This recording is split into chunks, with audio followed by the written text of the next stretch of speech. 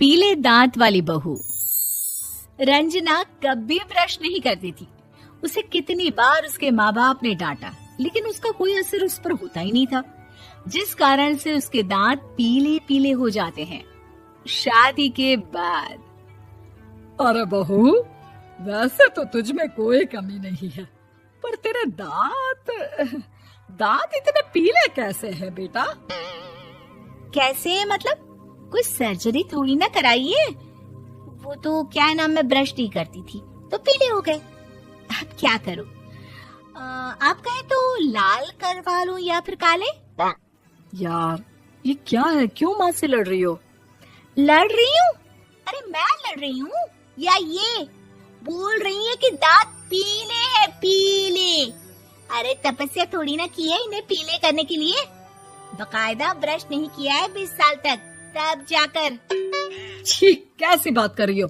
ये उस वक्त तो पीले नहीं थे जब हम लोग तुम्हें देखने आए थे। अरे तब साफ करवा लिया होगा डेंटिस्ट के पास जाकर। अब देखो कैसे पीले पीले लग रहे हैं।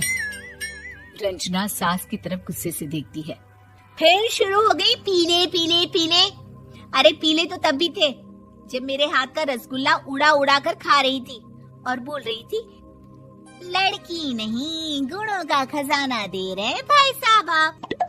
खैर, अब वो लोग करते भी तो क्या करते, पीले दांत वाली बहू पल्ले पड़ी थी तो झेलना तो था ही। एक दिन कीर्तन में रंजना गाना गा रही थी।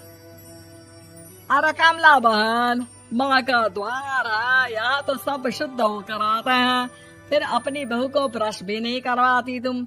दूर से पीले पीले दांत भक्ति में बाधा उत्पन्न कर रहे हैं।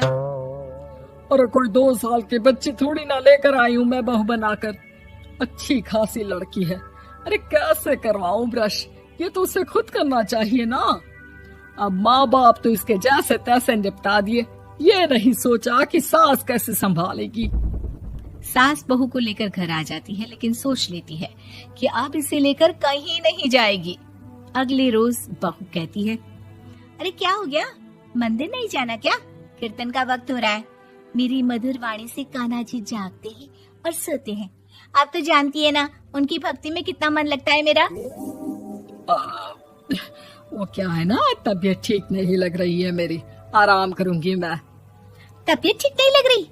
अभी तो मिथुन के गाने पर नाच रही थी आप, और अब बोल रही है कि तबीयत ठीक नहीं लग रही। अरे भक्ति में मन लगा लो सासू माँ, ऊपर जाना है, क्या मुंह दिखाओगी आप? हाँ, सास को बहू की